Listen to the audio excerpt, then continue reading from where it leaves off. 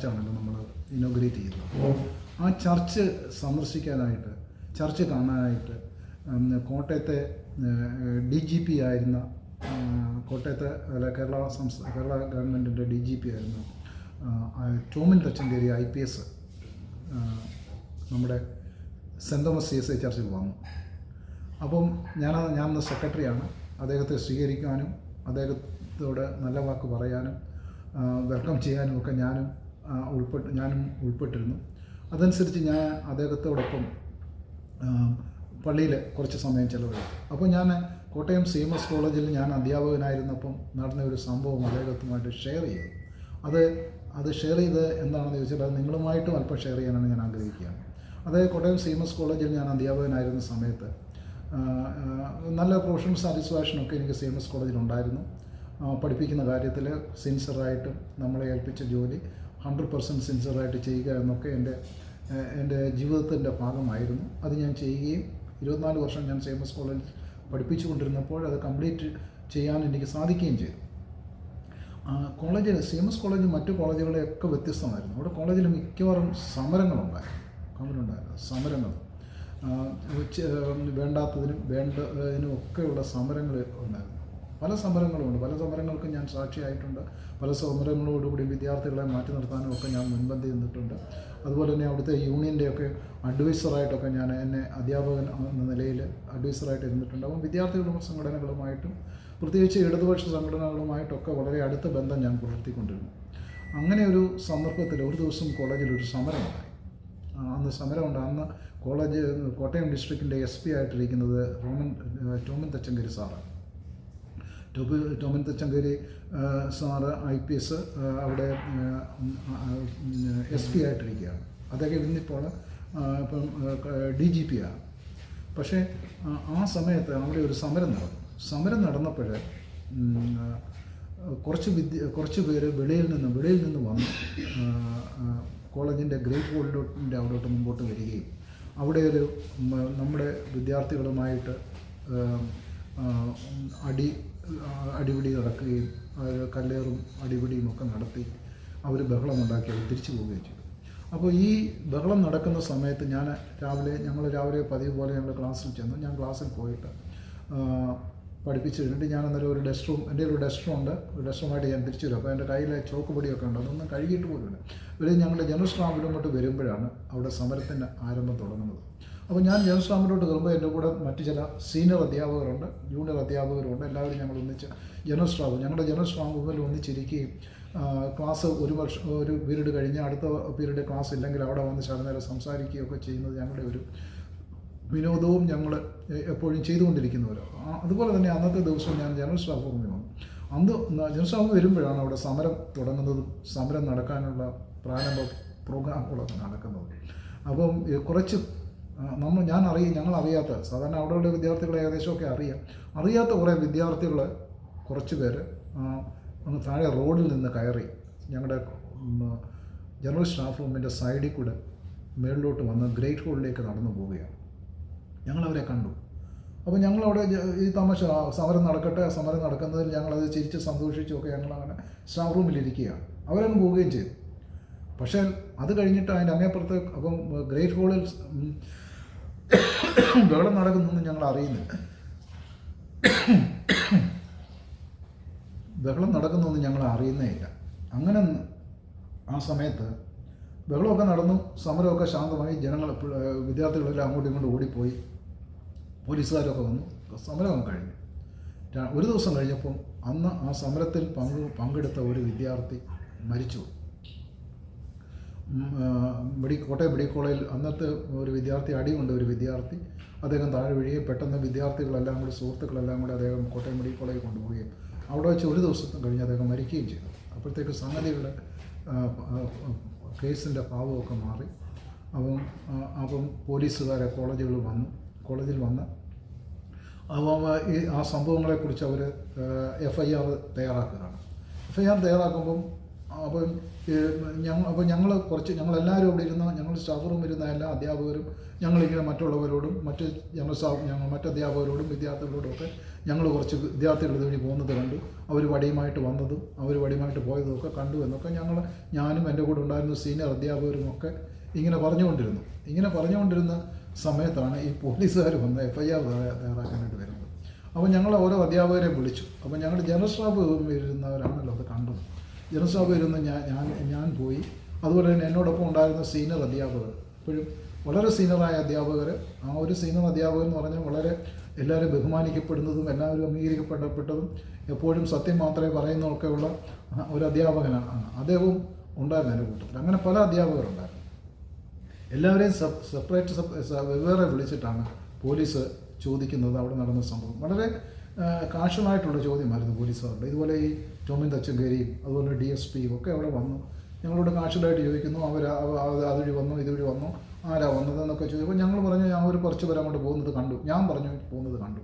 അപ്പം ഞാൻ വിചാരിച്ചു അപ്പോൾ എന്നോട് മാത്രമായിട്ടാണ് പോലീസുകാർ അവിടെ വെച്ച് ചോദിക്കുന്നത്. അത് കഴിഞ്ഞ് മറ്റുള്ളവരെയും വിളിച്ചു എന്ന് ഞാൻ മനസ്സിലാക്കി. എല്ലാവരെയും വിളിച്ചു, എല്ലാവരോടും ചോദിച്ചു. നമ്മൾ ചോദിക്കുന്നതൊക്കെ പോലീസുകാർ അപ്പാടെ അവരെഴുതിയെടുക്കുന്നുണ്ടായിരുന്നു. എഴുതിയെടുത്തിട്ട് അവർ പോവുകയും ചെയ്തു. കുറച്ച് ദിവസം കഴിഞ്ഞ് 1-2 ആഴ്ച കഴിഞ്ഞപ്പോൾ അവർ കേസ് FIR ഒക്കെ പ്രിപ്പയർ ചെയ്ത് കോടതി കൊടുത്തു കഴിഞ്ഞപ്പോൾ അതിനകത്തെ ഫസ്റ്റ് വിറ്റ്നസ്, ഒന്നാമത്തെ സാക്ഷി ഞാനാണ്, സക്രിയാമനാണ്. അപ്പോൾ ഒന്നാമത്തെ സാക്ഷി ഞാനായപ്പോൾ പിന്നീട് കേസിൻ്റെ വിസ്താരവും കേസിൻ്റെ മറ്റ് നടപടികളുമായിട്ട് മുൻപോട്ട് പോകുമ്പോൾ അവർ സാക്ഷികളെ വിളിക്കും, പോലീസുകാർ സാക്ഷികളെ വിളിക്കും. അപ്പം അന്നേരമാണ് ഞാൻ മനസ്സിലാക്കുന്നത് ഞാൻ മാത്രമേ അധ്യാപകരുടെ കൂട്ടത്തിൽ ഞാൻ മാത്രമേ സാക്ഷിയുള്ളൂ, ബാക്കി ഒരു അധ്യാപകനും അവിടെ സാക്ഷിയില്ല എന്ന് ഞാൻ മനസ്സിലാക്കി. അപ്പോൾ അത് തന്നെ എന്നെയൊക്കെ വലിയ വിഷമമാക്കിയത്. എൻ്റെ കൂടെയുള്ള അധ്യാപകർ അവരെല്ലാം ഞാൻ കണ്ടതുപോലെ തന്നെയാണ് അവരും കണ്ടത്. ഞാൻ എത്ര സമയം സ്റ്റാഫ് റൂമിൽ ഇരുന്നു അവരും അത്രയും സമയം സ്റ്റാഫ് റൂമിൽ ഇരുന്നു. അവർ കണ്ടതിൽ കൂടുതലൊന്നും ഞാനും കണ്ടില്ല, അവർ കാണാത്തതൊന്നും ഞാനും കണ്ടില്ല. അപ്പോൾ അത് കാരണം അവരെന്തുകൊണ്ട് അവരൊക്കെ അങ്ങ് പിന്മാറി. അവർ പോലീസുകാർ വിളിച്ചപ്പോൾ അവർ പറഞ്ഞു ഞങ്ങളിതൊന്നും കണ്ടില്ല, ഞങ്ങളവിടെ ഇരിക്കുകയായിരുന്നു, ഞങ്ങൾ വർത്തമാനം പറഞ്ഞിരുന്നു, ഞങ്ങളിത് കണ്ടില്ല. പക്ഷേ ഞാൻ എൻ്റെ അവരുമായിട്ട് ഒരിക്കലും യോജിച്ച് പോകാനോ RS എന്ന് പറയാൻ പോലും പേടിയുള്ള ഒരു സമയങ്ങളിലൂടെയൊക്കെയാണ് കടന്നു പോകുന്നത്. ആ സമയത്ത് RSSൻ്റെ ആൾക്കാരവിടെ വന്നു എന്നുള്ളത് ശരിയാണ്. അവരാണ് അവിടെ ആക്രമണം നടത്തിയതും അവരാണ് അവിടെ ബഹളം ഉണ്ടാക്കിയതും. അപ്പോൾ അവർക്കെതിരെയായിട്ടാണ് ഞാൻ സാക്ഷി പറയേണ്ടത്. അപ്പോൾ എന്നെ ഒരു ദിവസം പോലീസ് വിളിക്കുന്നു, രണ്ടാമത്തേത് പിന്നെ ഒരാഴ്ച കഴിഞ്ഞ് വീണ്ടും വിളിക്കുന്നു. ഇങ്ങനെ പോലീസ് വിളിക്കുകയും എന്നെ ചോദ്യം ചെയ്യുകയും അവർ എങ്ങനെ വന്നത്, ഏത് വടിയും കൊണ്ട് വന്നതാണ്, അവർ ഉപയോഗിച്ച ഷർട്ട് ഏതാണ്, അവർ മുണ്ടാണോ കൈലിയാണോ എടുത്തിരുന്നത്, അവർ പാൻ്റാണോ ഇട്ടിരുന്നത്, ഇങ്ങനെയുള്ള ചോദ്യങ്ങൾ, ഓരോ നിസ്സാരമായ ചോദ്യങ്ങളൊക്കെ ഇങ്ങനെ ചോദിച്ചുകൊണ്ട് ഓരോ ദിവസം കഴിയുന്തോറും ചോദ്യത്തിൻ്റെ ഇത് കൂടി വരിക. പിന്നീട് ഒരിക്കലും എന്ത് ചെയ്യുന്ന പറഞ്ഞാൽ ഈ കുറേ ആൾക്കാരെ അറസ്റ്റ് ചെയ്തു, പോലീസ് കുറച്ച് പേരെ അറസ്റ്റ് ചെയ്തു, സംശയമുള്ളവരെ കൊണ്ടുവന്നു. അവരൊരു ദിവസം അവധിക്ക് ഒരു ഞായറാഴ്ചയാണോ ശനിയാഴ്ച എന്ന് പറഞ്ഞാൽ ഒരു ശനിയാഴ്ച ദിവസം കോളേജിൽ ആരുമില്ല, ഇല്ലാത്ത ദിവസം അവർ ഈ 3-4 പേരെ കോളേജിൽ കൊണ്ടുവന്നിട്ട് അവർ ആ സമരം നടന്ന സമയത്ത് നിന്നത് എവിടെയൊക്കെയാണോ അവിടെയൊക്കെ അവരെ നിർത്തി. അവരുടെ ഒരു വടിയൊക്കെ പിടിച്ച് ഞങ്ങൾ ക്രൈം സീൻ എന്ന് പറയാൻ ഒരു റീകൺസ്ട്രക്ഷൻ ഓഫ് ക്രൈം സീൻ അവരത് റീകൺസ്ട്രക്ട് ചെയ്യുകയാണ്. അവർ പണ്ട് ആ വെള്ളം നടന്ന സമയത്ത് അവരെവിടെയൊക്കെ പോയത് അതിന് ഒരു കേസ് ഡ്രില്ലെന്ന് പറയും, റീകൺസ്ട്രക്ഷൻ ഓഫ് ക്രൈം സീൻ. അതാണ് അവർ നടത്തുക. അവർ നടത്തിയപ്പം അപ്പോൾ ഞാൻ എല്ലാ ദിവസവും പോലീസ് സ്റ്റേഷനിൽ പോവുകയും എടുക്കുകയും ചെയ്യാണ്, കോളേജിൽ പഠിപ്പിക്കുകയും ചെയ്യുന്നുണ്ട്. എന്നോട് രാവിലെ പ്രിൻസിപ്പൾ പറയും, സപ്രിയാമൻ തന്നെ ഇന്ന ദിവസം ഇന്നത്ര മണിക്ക് പോലീസ് സ്റ്റേഷനിൽ ചെല്ലാനായിട്ട് അവരെന്നെ വിളിച്ച് പറഞ്ഞിട്ടുണ്ട്, താൻ ചെല്ലണമെന്ന് പറയും. എനിക്ക് ചെല്ലാതിരിക്കാൻ പറ്റത്തില്ല, ഞാൻ പോകും. അങ്ങനെ ദിവസങ്ങൾ കടന്നു പോവുകയാണ്. അപ്പോൾ ഒരു ദിവസം അന്ന് കോളേജ് കംപ്ലീറ്റ് നിശബ്ദമാണ്, കോളേജിലോട്ട് ഒരുത്തരെയും കയറ്റുന്നില്ല. ഒരു ശനിയാഴ്ച ദിവസം കേസ് ഡ്രില്ല് നടക്കുകയാണ്. അപ്പോൾ ഇവരെല്ലാം അവിടെ കൊണ്ടുവന്നു. എന്നിട്ട് എന്നോട് പറഞ്ഞു, സാറ് ഇവിടെ ജനറൽ സ്റ്റാഫ് റൂമിൽ പണ്ടിരുന്ന സ്ഥലത്ത് തന്നെ അവിടെ ഇരുന്നാൽ മതി, സാർ ഒന്നും എടുക്കണ്ട, മിണ്ടാതെ അവിടെ ഇരുന്നാൽ മതി എന്ന് പറയും. എന്നിട്ട് അവർ ജനലെല്ലാം വാതിലെല്ലാം തുറന്നിട്ട് ഞാൻ മിണ്ടാതെ അവിടെ ഇരുന്നു. അപ്പോൾ ഞാൻ നോക്കണേ കുറേ നേരം കഴിഞ്ഞപ്പം 1-2 പേര് അതുവഴി നടന്നു പോകും. അവരുടെ ഒരു വടിയൊക്കെ ഉണ്ട്. അത് കുറച്ച് കഴിഞ്ഞപ്പം പോലീസുകാർ അവിടെ പുറകിലുണ്ടതായിരുന്നു. അത് കഴിഞ്ഞിട്ട് എന്നിട്ട് എന്നോട് കുറച്ച് നേരം കഴിഞ്ഞിട്ട് പോലീസുകാർ പറഞ്ഞ് വീട്ടിൽ പോക്കോ, ഇന്ന് കുഴപ്പമില്ല, എല്ലാം തീർന്നു. വീണ്ടും 2-3 ദിവസം കഴിഞ്ഞപ്പോൾ വീണ്ടും പോലീസുകാർ എന്നെ വിളിച്ചു. പോലീസുകാർ വിളിച്ചപ്പോൾ ഞാൻ അവിടെ ചെന്ന പോലീസുകാരനാണ്, പുള്ളി കസറിലിരിക്കുകയാണ്. എനിക്കൊരു ബെഞ്ച് തന്നിട്ട് അവിടെ ഇരുന്നു. അപ്പോൾ എന്നോട് സംസാരിക്കാൻ തുടങ്ങിയപ്പോൾ എൻ്റെ പുറകിൽ വേറെ 2 പോലീസുകാർ, അവർ 2 പേരും ഇങ്ങനെ കൈയും കെട്ടി പുറകെ നിൽക്കുകയാണ്. എന്നിട്ട് ഈ പുള്ളി ഡി എസ് പി എന്നോട് പറയുകയാണ് പറയണമെന്ന് പറഞ്ഞു.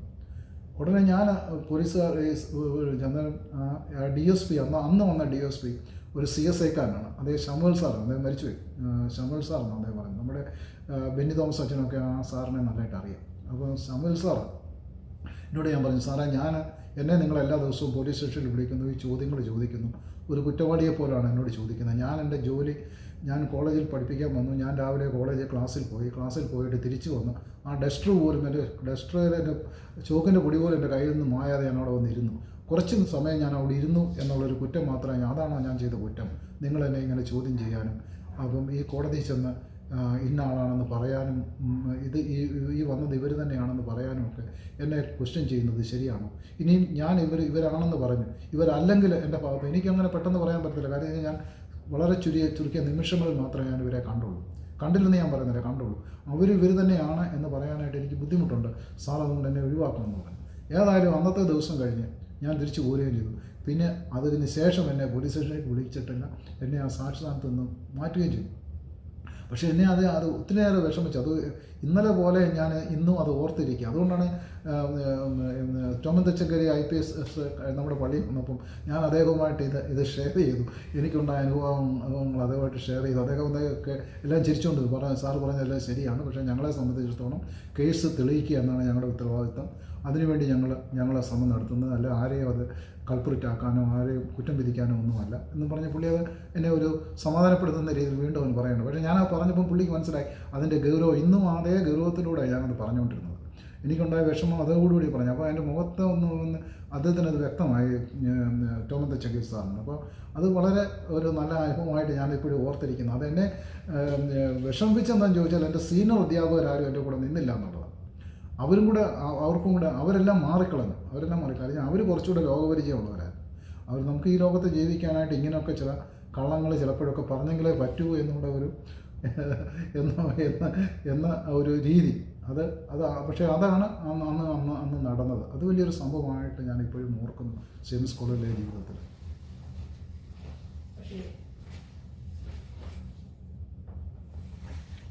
എന്തോ